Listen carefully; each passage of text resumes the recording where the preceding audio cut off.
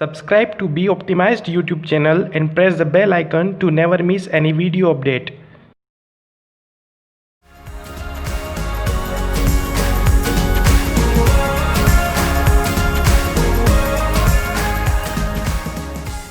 Hello everyone, welcome to be optimized. I am विकास।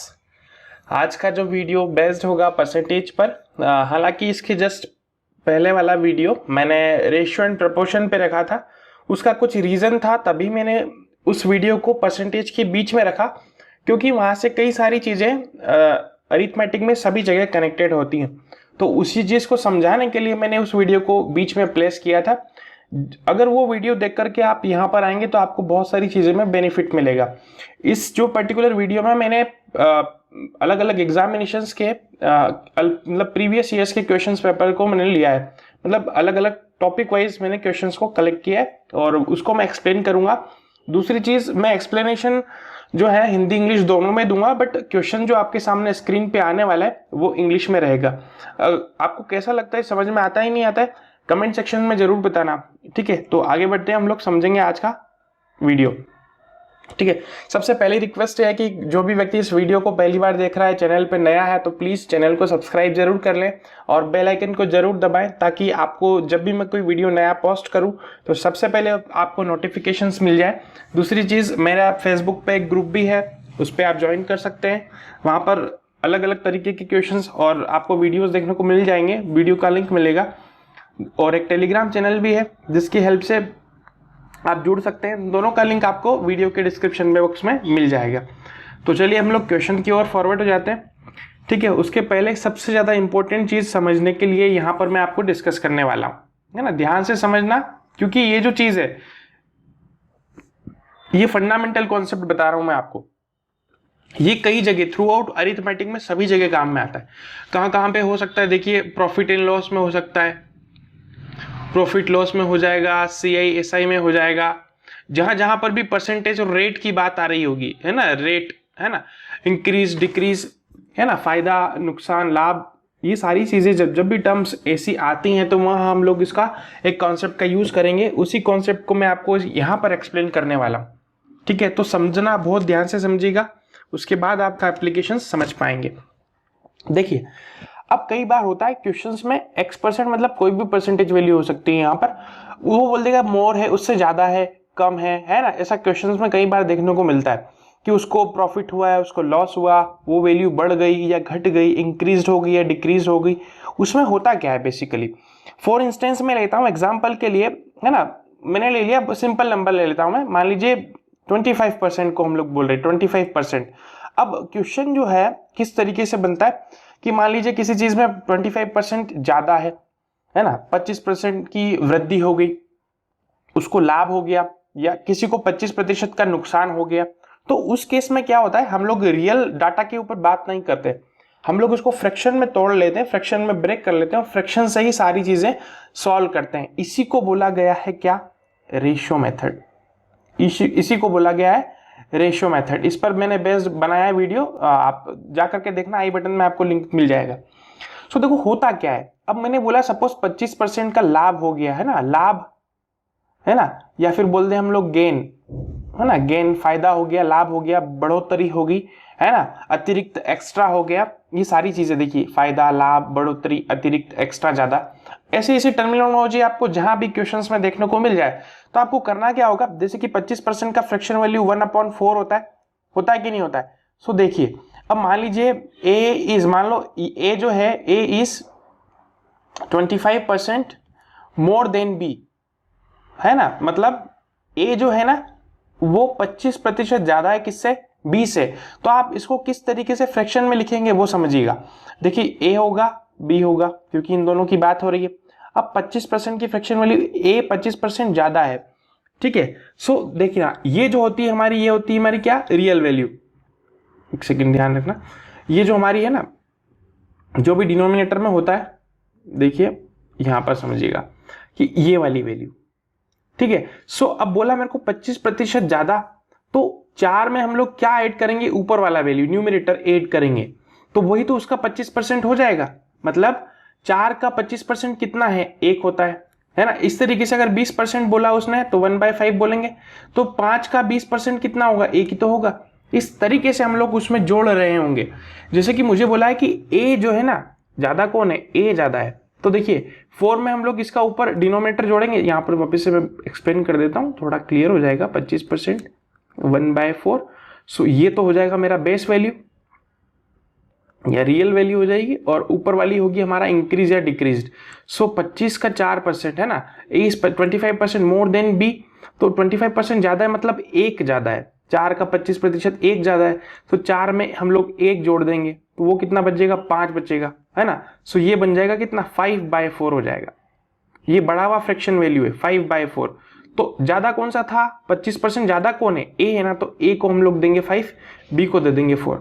इस तरीके से हम लोग उसको कर रहे होंगे इंटरप्रेट। अब यहां पर अगर लॉस हो जाता तो 4/5 हो जाता। इस तरीके से हम लोग डिफरेंट एग्जाम्पल अगर आने वाली वीडियोस में मैं करवाऊंगा तो वहां पर भी एक्सप्लेन कर दूंगा। लेकिन यहां पर आप सिर्फ इतना समझ लीजिए कि इस तरीके से जो भी कीवर्ड्स मैंने भी बताए हैं आपको कौन कौन से, देखिए एक बार फिर से मैं हाईलाइट कर देता हूं। देखिए वीडियो लॉन्ग हो सकता है लेकिन समझ में आना वो ज़्यादा इंपॉर्टेंस रोल प्ले करता है, ठीक है। समझना ज़्यादा जरूरी है ना कि टाइम। एक बार आप टाइम दे दीजिए लेकिन आपको समझ में आ जाएगा तो फिर आप बहुत जल्दी से इसको एक्सेस कर पाएंगे। ये सारे कीवर्ड्स हैं, ठीक है, जो मैंने अभी हाईलाइट कर दिए। ये सारे कीवर्ड्स हैं जो आपको समझना होंगे, है ना। उस फ्रैक्शंस में हम लोग इसी का यूज करेंगे। तो चलिए अब नेक्स्ट स्लाइड में चलते हैं और कुछ क्वेश्चंस को मैंने रखा है ना। वो बहुत ईजी है लेकिन आपकी बेसिक अंडरस्टैंडिंग को बढ़ाएंगे, इसलिए मैंने सारे क्वेश्चंस लिए। चलिए अब ये प्रश्न है, मैं कुछ सेकंड रुकता हूं, आप ट्राई कीजिए। ये तो बन जाएगा, वैसे कोई दिक्कत वाली बात नहीं है। मैंने इंग्लिश में रखा है बट एक्सप्लेन मैंने दोनों में कर दूंगा आपको, तो जो हिंदी मीडियम से हैं या फिर हिंदी में उनको समझ में आता है वो भी एक्सप्लेन हो जाएंगे। पूछा क्या गया है कि 2/3 का कितना प्रतिशत 1/3 है। मतलब क्या बोला है कि 1/3 का, है ना, हिंदी में 1/3 का कितना प्रतिशत जो है वो 2/3 है ना। सो हम लोग क्या करते हैं, अगर कोई बेसिक से अप्रोच लगाएगा तो मान लीजिए x है ना, लेट x% हो जाएगा। सो क्या करेगा वो 1/3 का मतलब मल्टीप्लीकेशन ऑफ, है ना, ये सिंप्लीफिकेशन में बताया था का x% मतलब x/100 इज इक्वल टू 2/3 हो जाएगा। जब आप इसको सिंप्लीफाई कर रहे होंगे तो x की वैल्यू 200 आ जाएगी। ये तो बहुत ईजी है ना। अब तो आप सोच रहे होंगे इतना ईजी क्वेश्चन क्यों रखा। मैंने ऑब्जर्वेशन के लिए रखा है क्वेश्चन, क्योंकि कई बार जो है हमें सॉल्व करना ही नहीं है, हम देख करके बता सकते हैं वो कैसे, वही चीज हमको डेवलप करना होगी धीरे धीरे, और वो सारी डेवलप्ड हम इन सिंपल क्वेश्चन की मदद से ही कर सकते हैं। ऐसा कुछ नहीं है कि आप पहली बार में आए आपको सब कुछ समझ में आ गया, या कोई भी क्वेश्चन कोई भी कॉन्सेप्ट एक बार पढ़ लिया और सब समझ में आ गया। ये अप्लाइड मैथ्स है और डेली लाइफ का है, इसलिए इसमें बहुत टाइम लगता है चीजों को इंटरप्रेट करने में। तो देखो पहला फर्स्ट वे तो ये हो गया, ये तो सबको आता होगा, सभी लोग ऐसे ही कर रहे होंगे। अब मैं इसका बताता हूँ बहुत अच्छा तरीका क्या हो सकता था। जैसे कि मैंने बोला ये 100 रुपए मेरे पास और ये 50 रुपए का नोट है, 100 का नोट है, 50 रुपए का नोट है कि नहीं है। अब देखो 100 अपने आप में 100% है कि नहीं है या नहीं है। तो 50 भी अपने आप में, अगर हम लोग दोनों का कंपैरिजन कर रहे हैं सेपरेटली तो उसको भी तो 100% मानेंगे।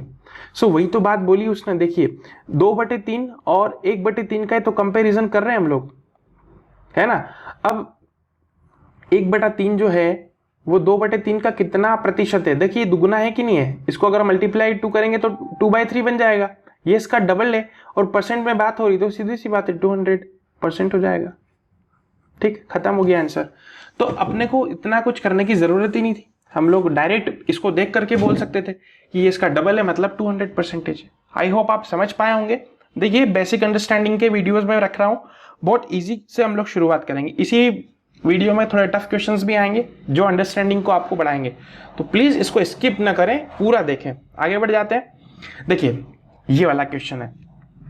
अब ये हमें देखो क्या होता है कि बेसिक जो है वो सभी जगह काम में आता है ना, बेसिक ही सभी जगह काम में आता है। आप प्रीलिम्स निकाल लेंगे बट मेंस में अटक जाएंगे अगर आपको बेसिक्स नहीं आते तो समझेंगे। देखिए 125% ऑफ एक्स, अब मैं इसको फ्रैक्शन से ही बता रहा हूँ सीधे। 125% मैंने वीडियो में समझाया है, जिसने नहीं देखा वो यहाँ आई बटन में उसको लिंक मिल जाएगी, प्लेलिस्ट जाकर के देखें। उसके बाद यहाँ आए 125% मतलब क्या होता है, 5/4 हो जाएगा।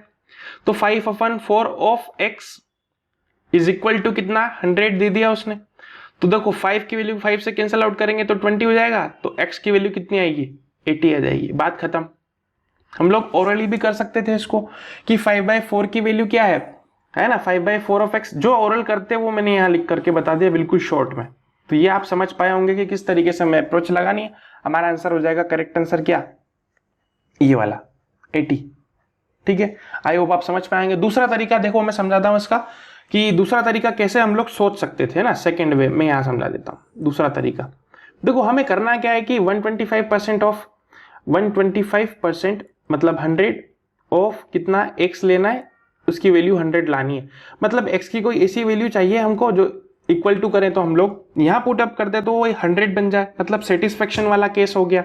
तो हम लोग हिट एंड ट्रायल से लगा लगा के देखते हैं और बहुत जल्दी देखेंगे। अगर सपोज दैट हम लोग यहाँ पर देखिए, कलर चेंज कर देते हैं। सपोज दैट मैंने यहाँ पर रखा 80, तो ये 20 से कैंसिल होगा, ठीक है, ये 5 से कैंसिल हो जाएगा, ये कितना हो जाएगा 5 25। देखिए 25 इंटू 4 100 हो जाता है, 100 ही तो चाहिए था। इसका मतलब जो हम लोगों ने 80 लिया ना, वो हमारा आंसर सही हो जाता है। यहाँ तो ऑप्शन में पहला नंबर ही ऑप्शन हमको आंसर मिल गया, हो सकता है दूसरा भी हो सकता है एग्जाम में कुछ दूसरे क्वेश्चंस में। सो आप ये वाली अप्रोचेस भी इस पे भी जा सकते हो कि ऑप्शन से भी आप ट्राई कर सकते हो, लेकिन उससे जल्दी तो हम लोग रेशियो से कर चुके होंगे।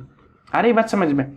सो ये चीज आपको सिखाना चाह रहा था। ये जो क्वेश्चन है देखिए एसएससी सीएचएसएल में पूछा गया है 2012 में। जरूरी नहीं है कि ये जो क्वेश्चन है 2012 में ही आए तो अभी नहीं आएंगे, बहुत सारी छोटी छोटी एग्जामिनेशंस होती हैं, वहां पर ही सारी चीजें काम में आती हैं। आगे बढ़ जाते हैं। देखिए ये बहुत अच्छा क्वेश्चन है। ये क्वेश्चन मैंने इसलिए रखा है क्योंकि जिसने लास्ट वीडियो नहीं देखा होगा उसको यहाँ प्रॉब्लम हो जाएगी। प्रॉब्लम कैसे? डायरेक्ट करने में, बहुत जल्दी से करने में, है ना, अप्रोच को लगाने में आपको प्रॉब्लम हो सकती है। तो रेशियो एंड प्रपोर्शन से हम लोग इसको बनाएंगे। क्या बनाएंगे? रेशियो एंड प्रपोर्शन से। अगर आप इसको लॉन्ग वे में बनाएंगे तो बहुत लंबा हो जाएगा, मैं वो मेथड पे बात नहीं करना चाहता। नहीं तो फिर मतलब ही क्या रहेगा? वो मेथड तो आप कहीं भी सीख जाएंगे ना, वो कहीं पे भी मिल जाएगा आपको। बट मैं जो चाह रहा था कि आपको फास्ट वे में कैसे करें। तो देखो उसने दिया है कि 120%। देखिए मैंने क्वेश्चन सारे इंग्लिश में प्लेस किए, तो मैं उसको हिंदी में समझा भी देता हूं ताकि जो लोग हिंदी से समझ रहे हैं उसको भी समझ में आ जाए। क्या बोला? If 120% of a is equal to 80% of b then find, है ना, इसका वैल्यू फाइंड करना है या फिर इक्वल टू फाइंड करना है। मतलब 120%, ए का 120% बी के 80% के बराबर है, तो आपको ये कैलकुलेट करना है तो ये किसके बराबर होगा। तो देखो सबसे पहले हमें जो गिवन होता है ना, पहली चीज देखिए अरिथमेटिक में सबसे पहली चीज क्या होती है, हमको देखना होता है फाइंड क्या करना है। सेकेंड चीज हम लोग को टारगेट करना होता है कि गिवन क्या है ना। और थर्ड चीज हम लोगों को क्या करना होता है कि इंफॉर्मेशन को रिलेट करना होता है। क्या करना होता है? रिलेट करना होता है कि जो हमको दिया है उसकी हेल्प से हम मतलब जो हमको निकालना है, जो भी हमको फाइंड करना है, अब उसके लिए हमको क्या क्या दिए हैं, उसने चीजें क्या दी हैं, क्या क्वेश्चन में पुटअप किया है, और हम लोग उसको किस तरीके से अरेंज करेंगे जो हमारा रिक्वायर्ड रिजल्ट निकाल ले। तो देखिए जो सबसे पहले हमको उसने दिया था, है ना, सो क्या दिया था 120% इज इक्वल टू, तो देखिए ए का 120%, है ना, percentage is equal to b का 80%। होगा कि नहीं होगा? तो उसको कैंसिल आउट करें अपन। सो देखो 0 से 0, परसेंटेज से परसेंटेज कैंसिल आउट, और 4 2 जा 8, और ठीक है 4 3 जा 12। होगा कि नहीं होगा? सो 3a is equal to 2b हो गया। तो a इज टू b का जो रेशियो होगा ना वो 2:3 हो जाएगा। मतलब a की वैल्यू कितनी 2, b की वैल्यू कितनी 3 हो जाएगी। समझ में आई बात? इस तरीके से तो a की वैल्यू मिल गई, b की वैल्यू मिल गई। पूछा क्या था भैया? b plus a, b minus a। इसका मतलब क्या हो जाएगा 2 + 3, 3 - 2, कुछ भी लिखे बात है कि, तो ये हो जाएगा मेरा 5 आंसर आ रहा है। अब इसका आंसर मेरा 5 हो जाएगा। इस तरीके से हम लोग बहुत जल्दी से इसको कर पाए। अगर आप इसको सॉल्व करते बेसिक ऑपरेशन से, सो पहले ए कॉमन लेते या फिर बी को लेते, देन कैंसिल आउट करते, और फिर कैंसिल चीजें होने के बाद सबसे आखिरी में जाकर के वैल्यू पुट की जाती, तो उसमें बहुत टाइम कंज्यूम हो जाता। ये तो बहुत छोटा एग्जाम्पल है, बहुत ईजी है, लेकिन कई बड़े क्वेश्चंस के बीच में ऐसी टर्म आ जाती है तो हम लोग इस तरीके की अप्रोच को लगा सकते हैं। ठीक है, आप समझ पाए होंगे। आगे बढ़ जाते हैं। देखिए अब बात हो रही है हमारी किसकी, कि 70%। ये एक और अच्छा क्वेश्चन है ना, इसको समझने की कोशिश करना। देखिए हिंदी में एक्सप्लेन कर देता हूं मैं क्या बोल रहा है। वेन का मतलब जब 75 75 जोड़ा जाता है किसमें 75 added to 75% of a number, मतलब किसी नंबर के अंदर जोड़ेंगे तो जो उसका उत्तर आता है वो भी वही नंबर होता है जो हम लोग जिसका हम लोग 75% ले लेते हैं, और जो भी नंबर आया उसका आपको 40% कैलकुलेट करके बताना होगा। तो देखो इसको हम लोग बेसिक से ही बनाएंगे क्योंकि इसका कोई शॉर्टकट नहीं है। देखिए क्या बोला, when 75 added to 75% to a number, मतलब कोई नंबर होगा तो लेट नंबर हमको मानना पड़ेगा, है ना। लेट नंबर जो है वो x है, ठीक है। तो 75% ऑफ अ नंबर, तो देखिए 75% of a number of x, है ना, नंबर प्लस 75, तो वो भी वैल्यू क्या आ रही है, वही नंबर आ जाता है। यही तो इंटरप्रिटेशन है उसका। देखो इसको दूसरे तरीके से भी मैं बता देता हूं, है ना। पहला चलो दोनों तरीके से मैं समझाऊंगा इसको। 75 इज एडेड, ये 75 is added to the 75% of a number x is equal to x। तो क्या होगा, देखिए 75% की वैल्यू कितनी होती है 3/4, है ना। 3/4 of x is equal to 75, sorry plus है, plus 75 is equal to x। तो आप क्या कर सकते हो, यहां से मल्टीप्लाई कर सकते हैं ना, 3x plus 300 is equal to 4x। तो x की वैल्यू कितनी आ जाएगी, x की वैल्यू आएगी 300। अब ये तो आई x, लेकिन हमको पूछा क्या है, x का 40% मतलब 40/100, यही तो पूछा है उसने। सो 200 से 200 कैंसिल आउट, सो x की वैल्यू क्या आ गई 120, ये मेरा आंसर हो जाएगा। तो पहला अप्रोच तो ये हो गया, ठीक है। वही पहली या दूसरी अप्रोच एक ही सेम ही बात है, क्योंकि यहाँ हम लोग फ्रैक्शन में ऑलरेडी इसको तोड़ चुके हैं, ठीक है। सो यही इसका एक अप्रोच होगा जो आप इस तरीके से बेसिक से उसको लगा सकते हैं। आगे बढ़ जाते हैं और समझेंगे कुछ और क्वेश्चंस के साथ में, बेसिक फंडामेंटल्स को डेवलप करना है हमको। देखिए अब ये जो क्वेश्चन है थोड़ा अच्छा क्वेश्चन है ना, इसको समझने की कोशिश कीजिएगा उसने क्या क्या पूछा गया है ना। देखिए कुछ क्वेश्चंस 3-4 क्वेश्चंस ही और ज़्यादा नहीं रखा मैंने, क्योंकि वीडियो बहुत ज़्यादा लंबा हो जाएगा तो फिर अच्छा नहीं लगेगा। देखना इसको ध्यान से समझिएगा, इस तरीके के क्वेश्चन बहुत पूछे जाते हैं। जनरली डाटा इंटरप्रिटेशन हो गया, है ना, या फिर आपको कोई भी एक नंबर दे देंगे उसके हिसाब से पूछे जाते हैं। The population of a village, किसी गांव की जनसंख्या कितनी है, 25,000 लोग है साहब। कितने टोटल, कितने, तो ये टोटल 25,000 लोग है ना, 25,000 25,000। 1/5 आर फीमेल्स, मतलब इसमें से जो है ना 1/5, 25,000 का 1/5, 1/5 का मतलब ये वो क्या है मेरे पास फीमेल है। और रिमेनिंग रेस्ट आर मेल। तो देखो अगर 1/5 मैंने निकाल लिया, 1/5 कितना होता है, देखिए 1/5 यहां मैं समझा देता हूं, 1/5 ऑफ, तो ये 5,000 हो जाएगा। अगर 5,000 फीमेल है और टोटल 25,000 थे, तो बचे हुए कितने होंगे, मेल ही तो होंगे। मेल कितने होंगे, वो 20,000 हो जाएंगे। सीधी सी बात है, निकालने की जरूरत ही नहीं है, ये थोड़ी सी जल्दी से हम लोग कर सकते हैं। अब ये तो हुई मेरी पहली लाइन, ठीक है। यहां तक मैंने इसको इंटरप्रेट कर लिया, समझ लिया, और मैंने इसको ड्रॉ कर लिया कि वो क्या बोल रहा है। अब 5% of male and 40% of females are uneducated, मतलब जो, अब 5% ऑफ मेल, तो मेल मतलब कितने, ये 5%, तो इसका 5% मतलब 5% की फ्रैक्शन वैल्यू क्या होती है 1/20। सो 20,000 का 1/20, ठीक है। सो 20,000 का 1/20 कितना हो जाएगा, ये तो 1,000, है ना।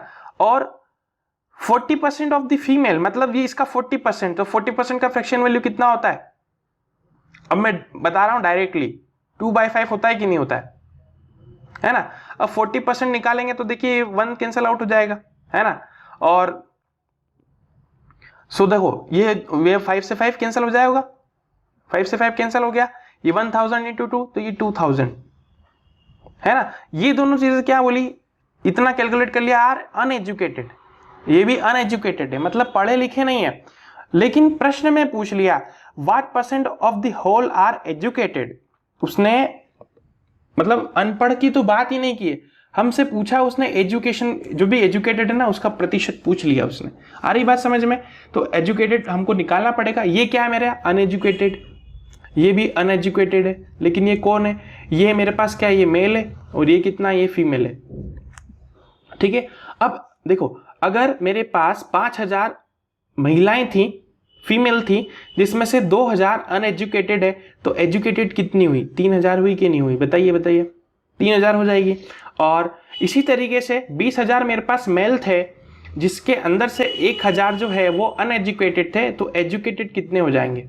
मेल की बात कर रहा हूं, ये हो जाएगी एजुकेटेड, ये हो जाएगी फीमेल, है ना, और एजुकेटेड मेल कितने हो जाएंगे? अगर 1,000 है तो यहाँ 1,900 होंगे कि नहीं होंगे? बताइए। सॉरी, 19,000 हो जाएंगे। ओके, 19,000 ये हो जाएंगे। ठीक है।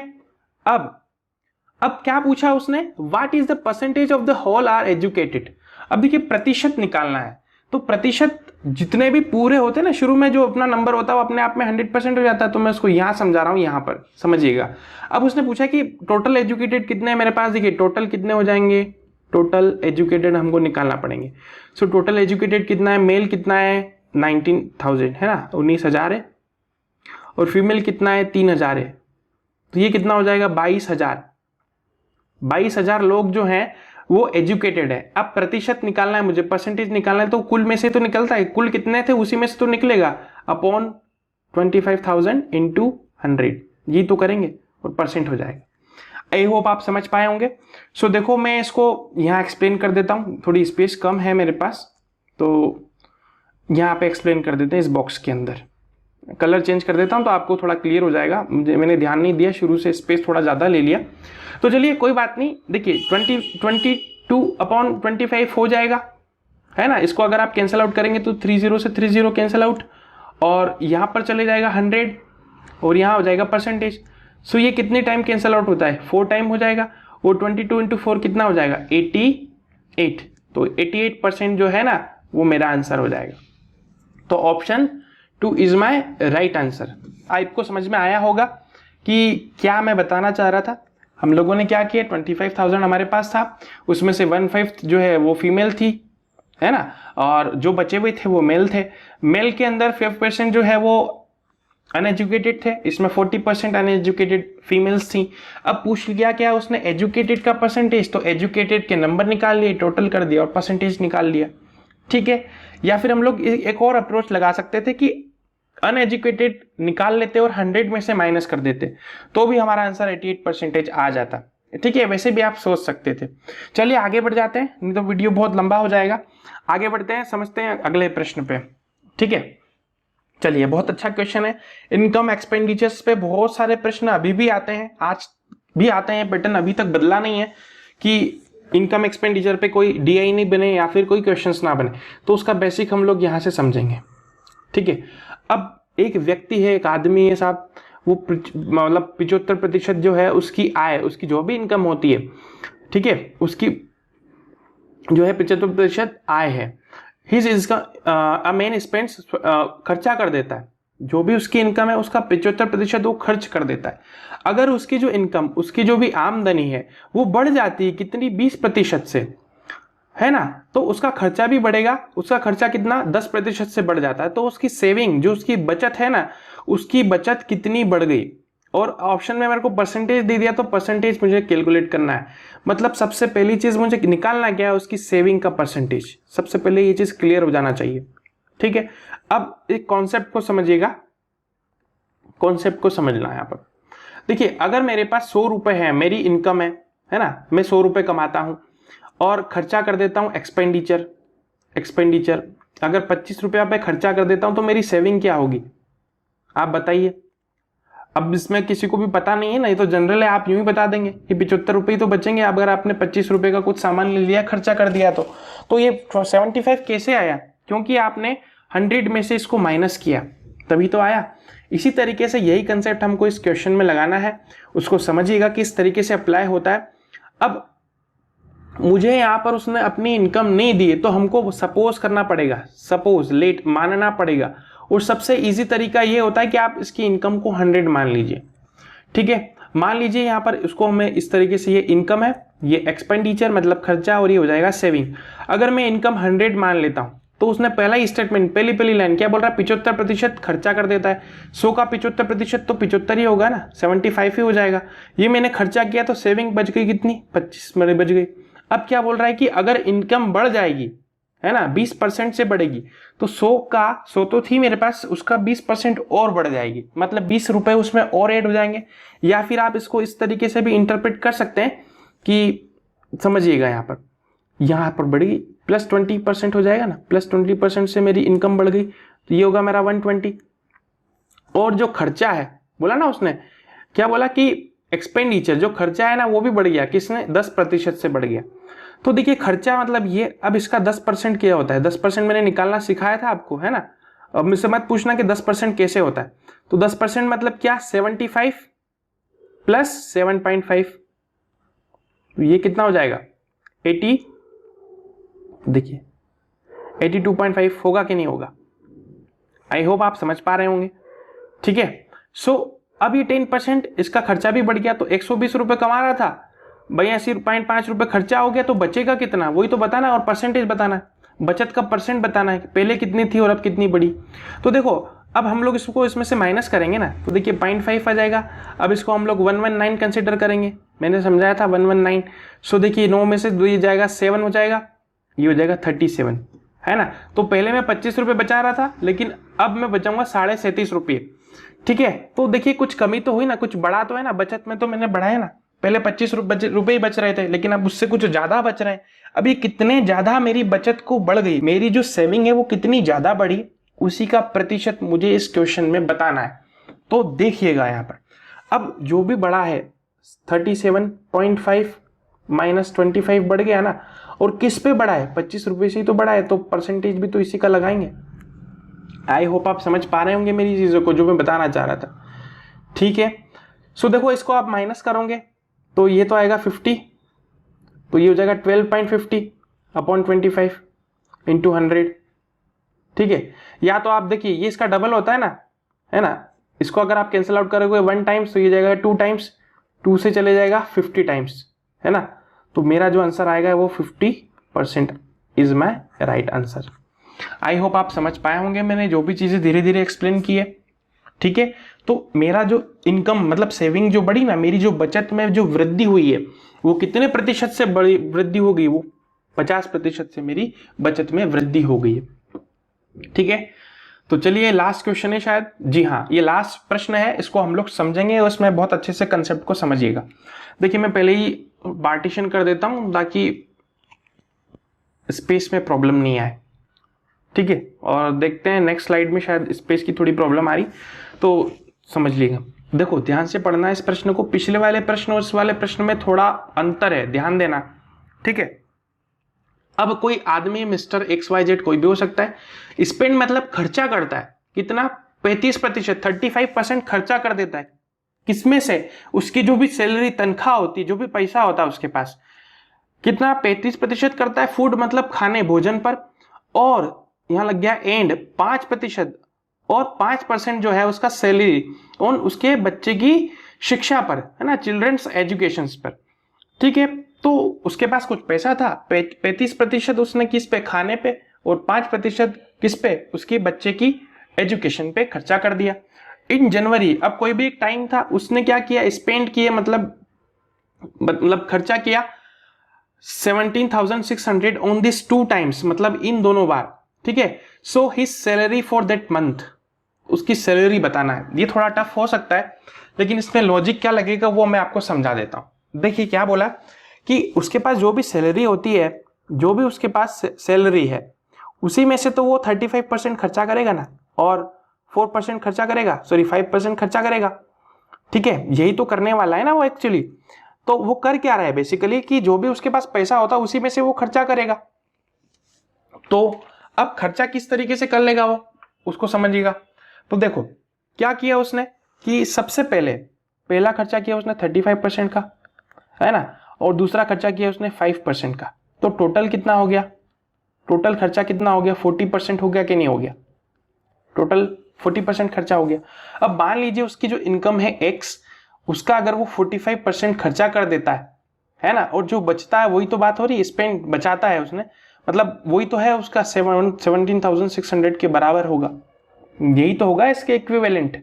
क्योंकि अब ध्यान से समझना क्या कर रहा है वो कि उसकी अपने को तनख्वाह बतानी है ना। अब तनख्वाह ये है, उसकी सैलरी तो ये है, उसी में से तो उसने उसका 40% जो है वो उसने दोनों पे खर्चा किया, और वो खर्चा कितना है, इतना ही तो है, वो खर्चा ही तो इसी के बराबर है, इसीलिए हम लोग इसको इक्वल कर रहे हैं। बस सॉल्व कर लीजिए और परसेंटेज में वैल्यू आ जाएगी। तो समझ लेते हैं, देखिए x% है ना, तो x इसको कैंसिल आउट कर देते हैं। तो समझिए यहाँ पर 40% को मैं क्या लिख रहा हूँ, 2/5 लिख सकता हूँ कि नहीं, बिल्कुल लिख सकते हैं। 17600 हो जाएगा, इसको कैंसिल आउट कर दीजिए आप। तो 8 टाइम्स 0 टाइम्स एंड 0 टाइम्स, है ना। अब मल्टीप्लाई करना, 5 से मल्टीप्लाई करना तो बहुत इजी हो जाता है, होता है कि नहीं होता है, मैंने समझाया था आपको, ये तो समझ में आ जाना चाहिए।